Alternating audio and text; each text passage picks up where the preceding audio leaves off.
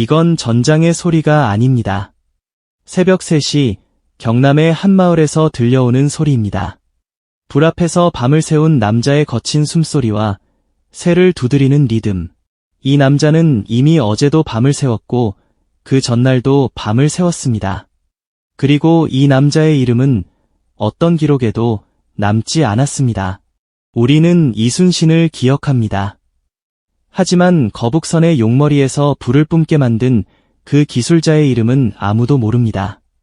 장군이 칼을 휘두를 때 그 칼을 만든 사람의 이름은 누구였을까요? 전장의 영웅 뒤에는 우리가 깊이 잊은 다른 영웅들이 있었습니다. 이것은 그들의 이야기입니다. 1592년 임진왜란이 터진 그 여름, 조선 전체가 불로 타고 있었습니다. 서울은 함락되었고 백성들은 남쪽으로 도망치고 있었습니다. 그런데 그 중에 도망치지 않은 사람들이 있었습니다.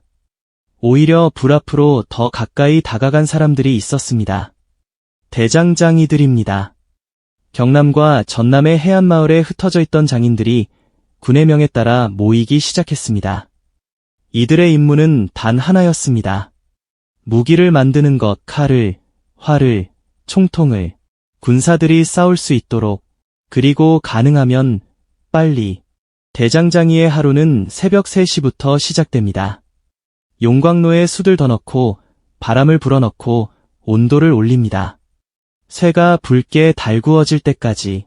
그 열기는 2걸음 떨어져 있어도 얼굴이 타닥타닥 타오르는 느낌입니다. 눈물이 자꾸 나오는데 눈을 닦을 여유가 없습니다. 망치를 들어야 하기 때문입니다. 용광로의 불빛이 작업장 안을 붉게 물들이고 그 빛 속에서 남자의 그림자가 움직입니다. 아니, 움직이지 않는다고 표현하는 게 더 맞습니다. 남자는 한 자리를 잡고 그 자리에서 새벽까지 움직이지 않습니다. 팔만 움직이고 몸은 움직이지 않습니다.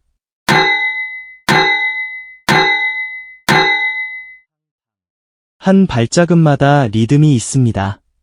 어린 시절부터 아버지 옆에서 배운 그 리듬. 하지만 평소와는 다릅니다. 평소엔 하루에 칼 2개, 3개를 만들면 충분했습니다.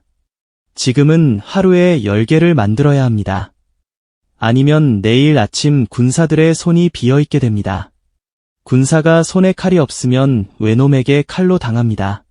그리고 외놈이 우리 마을까지 오면 이 남자의 가족도 끝입니다. 이건 남자가 지금 생각하고 있는 것입니다. 그러므로 손은 멈추지 않습니다. 점심. 아니, 점심이라고 할 수도 없습니다. 주먹밥 한 덩어리를 입에 물고 일합니다. 한 손은 망치를, 다른 한 손은 밥을 들고 있습니다. 씹지도 못하고 삼킵니다. 목이 타닥타닥 다치는 느낌. 물은 한 모금. 그리고 다시 망치를 들어 올립니다. 밥의 맛은 느끼지 못합니다. 더럽게 타닥타닥 다치는 목에 감각만 남는 순간입니다. 이런 점심이 하루가 아니라 10날, 20날이 반복됩니다. 손바닥은 이미 거친 건조한 살로 덮여 있고 그 위에 새로운 화상이 겹쳐집니다. 손톱은 검은색으로 바뀌었습니다. 불꽃의 색이 손톱에 박혀 있는 것 같습니다. 밤에 잠을 자려고 누르면 손이 아픈 탕에 자꾸 깨어납니다. 깨어나면 다시 불 앞으로 돌아갑니다. 왜냐하면 아직 만들어야 할 칼이 남아있기 때문입니다. 아직 군사들의 손에 들어가야 할 칼이 남아있기 때문입니다. 아직 외놈을 막아야 할 칼이 남아있기 때문입니다. 왜 도망가지 않을까요? 왜 이렇게 버티는 걸까요? 거창한 말은 아닙니다. 애국심이 아니라 이 남자의 머릿속에는 한 가지만 있었습니다. 집에 남은 가족의 얼굴, 아이들의 얼굴, 이 칼이 외놈의 손을 막아야 한다는 것, 그게 전부였습니다. 가장으로서의 사투, 그 밖에는 아무것도 없었습니다. 남자는 영웅이라는 말을 듣지 못했습니다. 아무도 고맙다고 말하지 않았습니다. 남자는 그냥 불 앞에서 망치를 들고 버티었습니다. 대장장이의 이야기가 불의 이야기라면 화약장인의 이야기는 폭발의 이야기입니다. 임진왜란 당시 조선군의 가장 강력한 무기 중 하나는 화포였습니다. 특히 거북선에 탑재된 천문포와 지문포는 예선을 한 번에 격침시킬 수 있었습니다. 이 포에 들어가는 화약을 만드는 사람들, 화약장인들의 삶은 대장장이보다도 더 위험했습니다. 왜냐하면 화약은 만드는 중간에 폭발할 수 있기 때문입니다. 조금이라도 잘못되면 그 자리에서 폭발합니다. 장인 한 명이 폭사하면 작업장 전체가 날아가는 일이 실제로 있었습니다. 폭사가 있었던 날 이후 작업장의 공기가 달라졌습니다. 남은 장인들은 말을 줄였습니다. 두려움은 말로 표현할 수 없는 종류였습니다. 눈을 마주치면서도 아무 말도 하지 않는 그 침묵. 그리고 그들은 여전히 화약을 만들었습니다. 아직 전쟁이 끝나지 않았기 때문입니다. 왜군의 배가 아직 남쪽 해안에 있었기 때문입니다. 그리고 가장의 손은 아직 멈출 수가 없었기 때문입니다. 팔이 없는 장인의 옆에는 아직 두 팔이 남은 장인이 앉아서 일했습니다. 말없이, 눈빛만으로. 이것이 조선의 장인들이 서로를 위로하는 방식이었습니다. 화약을 만들기 위해서는 먼저 숯이 필요합니다. 그리고 이 숯은 일반 연료용 숯이 아닙니다. 화약에 쓰이는 숯은 특정 종류의 나무를 깊은 산속에서 벌려와 작은 가마에서 여러 날 걸쳐 천천히 태워야 합니다. 온도를 정확히 맞춰야 합니다. 너무 높으면 가루가 되고 너무 낮으면 완전히 탄화되지 않습니다. 숯 구우는 장인은 가마 앞에서 2, 3일을 보냅니다. 잠도 깊이 자지 못합니다. 불의 색을 봐야 하기 때문입니다. 밤중에 가마 문을 열고 불의 색이 달라졌으면 다시 조절하고 다시 닫고 이것이 반복됩니다. 이 숯이 가루로 만들어져서 다른 장인의 손에 들어갑니다. 그리고 거기서 다시 폭발과의 싸움이 시작됩니다. 숯과 유황과 질소 비료를 정확한 비율로 섞어야 합니다. 조금이라도 잘못되면 폭발합니다. 그리고 이 화약이 포에 들어가면 외선 한 척이 불로 타고 있습니다. 화포 한 발을 쏘기 위해 장인들은 손에 화상을 입어가며 숯을 구워야 했습니다. 그리고 그 포탄이 외선 하나를 침몰시키는데 장인의 이름은 포탄 위에 새겨지지 않았습니다. 이순신 장군의 거북선, 임진왜란의 상징이자 조선 해군의 심장입니다. 하지만 이 배를 만든 사람들은 누구였을까요? 조선의 배는 군의 감독, 아래 지역 장인들이 만들었습니다. 여수와 진해 근처의 조선소들에서 이들은 이미 평소에도 배를 만드는 사람들이었지만 전시대의 속도로는 완전히 달라졌습니다. 한 배를 만들려면 보통 몇 달이 걸립니다. 하지만 전쟁 중에는 그 기간이 절반 이상 줄어들었습니다. 목장인들은 밤사이 나무를 켜야 했습니다. 낮에는 외놈의 정찰선이 볼 수 있기 때문입니다. 밤에는 불빛을 최소로 줄이고 작은 등불 하나 아래서 나무를 켜야 했습니다. 눈이 아프고 손이 아프고 그래도 손을 멈출 수 없었습니다. 왜냐하면 내일 아침 이 배가 바다로 나가야 하기 때문입니다. 이 배가 외놈의 배를 먹어야 하기 때문입니다. 목장인의 손에서 나온 한 조각의 나무가 결국 외선의 선체를 관통하는 배의 일부가 됩니다. 이 남자는 그것을 알고 있었습니다. 그래서 눈이 아프고 손이 아도 등불 앞에서 밤을 새웠습니다. 거북선의 용머리, 외선에 불을 뿜는 그 화포의 위치를 계산한 사람, 갑판 위에 철판을 붙이고 예군의 활과 총통을 막아내는 구조를 설계한 사람, 이들의 이름은 남지 않았습니다. 남은 것은 배 한 척, 그리고 그 배가 외선을 물속에 끌어내린 사실 하나입니다. 거북선은 왜군의 눈에는 그냥 조선의 배였습니다. 하지만 그 배의 안에는 이름 없는 장인들의 손이 수천 번 닿은 흔적이 있었습니다.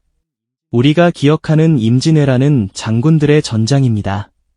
이순신, 권율, 행주대첩, 이 이름들은 역사책에 큰 글자로 적혀 있습니다. 하지만 그 전장의 뒤편에는 다른 전장이 있었습니다. 불 앞에서 밤을 새운 대장장이의 전장, 폭발과 싸우는 화약장인의 전장, 밤사이 나무를 켜는 목장인의 전장, 이것도 임진왜란이었습니다. 이것도 조선을 구하는 일이었습니다. 장군의 전장은 이름이 남았습니다.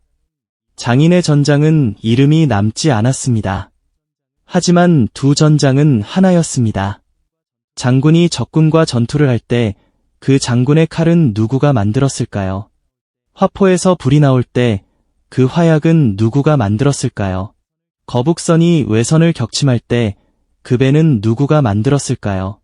이름 한 줄 없이, 기록 한 줄 없이 그저 불 앞에서 망치를 들고 버티는 사람들이 있었습니다. 이들은 전장에 나가지 않았습니다. 외놈과 눈을 마주치지 않았습니다. 하지만 외놈을 가장 깊이 해치는 일을 했습니다. 외놈을 물속에 밀어넣는 일을, 불로 태우는 일을. 전쟁은 끝났습니다. 1598년 예군은 조선에서 철수했습니다. 백성들은 고향으로 돌아가기 시작했고 장군들은 공을 세운 기록을 남겼습니다. 하지만 불 앞에서 밤을 새운 장인들은 어떻게 되었을까요? 기록이 없습니다. 대부분의 경우 어떤 장인이 전쟁 중 폭사했는지, 어떤 대장장이가 과로로 쓰러졌는지, 그들의 가족이 그 후 어떻게 살았는지, 이런 이야기들은 공식 기록에 남지 않는 종류의 이야기입니다. 하지만 한 가지는 알 수 있습니다. 전쟁이 끝난 후 장인들은 다시 평범한 삶으로 돌아갔습니다. 다시 평소의 속도로 칼을 만들고 평소의 양으로 화약을 만들었습니다. 아무것도 달라지지 않은 것처럼 아무도 고마워한다는 말을 듣지 못했습니다.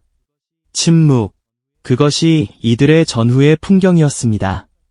이들은 환영받지 않았습니다. 축제도 없었습니다. 그저 다음 날도 그 다음 날도 같은 불 앞으로 돌아갔습니다. 전쟁이 끝났다는 것, 외놈이 떠났다는 것, 이것만 달라진 것이었습니다. 그리고 이 남자의 가족은 살아남았습니다. 그것만으로 충분했습니다. 남은 것은 유물입니다. 박물관에 진열된 임진왜란 시대의 칼들, 화포들, 거북선의 복원본들, 이것들은 누군가의 손으로 만든 것입니다. 그리고 그 손의 주인은 우리가 모르는 이름을 가진 사람이었습니다. 경남의 진주 근처에는 아직도 대장장이 후손들이 사는 곳이 있습니다. 이들은 스스로 임진왜란과의 관계를 잘 모르게 됩니다. 문서가 남지 않았기 때문입니다. 그저 우리 조상은 대장장이었다는 말만 남아 있습니다. 그리고 그 말 안에 숨어있는 이야기는 아무도 제대로 들어본 적이 없습니다. 영웅이 기억되려면 두 가지가 있어야 합니다. 이름과 기록. 장군들은 두 가지를 모두 가졌습니다. 하지만 장인들은 둘 다 잃었습니다. 아니, 처음부터 둘 다 주어지지 않았었습니다. 역사는 이름을 기억하는 경향이 있습니다. 그리고 이름이 없으면 그 사람의 이야기도 사라집니다. 하지만 이야기가 사라져도 그 사람이 한 일은 사라지지 않습니다. 불 앞에서 밤을 새운 대장장이가 만든 칼은 외놈의 가슴을 관통했습니다. 폭사 직전까지 화약을 만든 장인의 작품은 예선을 받아 위에서 불꽃으로 바꿨습니다. 밤사이 나무를 켜는 목장인이 만든 거북선은 예군의 해상 지배권을 빼앗았습니다. 지금 이 순간 당신의 주변에도 이름 없는 사람들이 있습니다. 밤을 새우며 무엇을 만드는 사람들, 폭발 앞에서 두려워하지만 다시 불 앞으로 돌아가는 사람들, 기록에는 남지 않지만 그들의 손으로 세상이 움직이는 것, 임진왜란의 장인들은 더 이상 우리 곁에 있지 않습니다. 그들의 이름도, 그들의 얼굴도, 남은 것은 불 앞에서 망치를 들고 버티는 그 자세, 그리고 그 자세가 만든 무기가 나라를 지켰다는 한 줄의 사실. 역사책엔 이름 한 줄 없었습니다. 하지만 그들은 있었습니다. 불 앞에서 망치를 들고 끝까지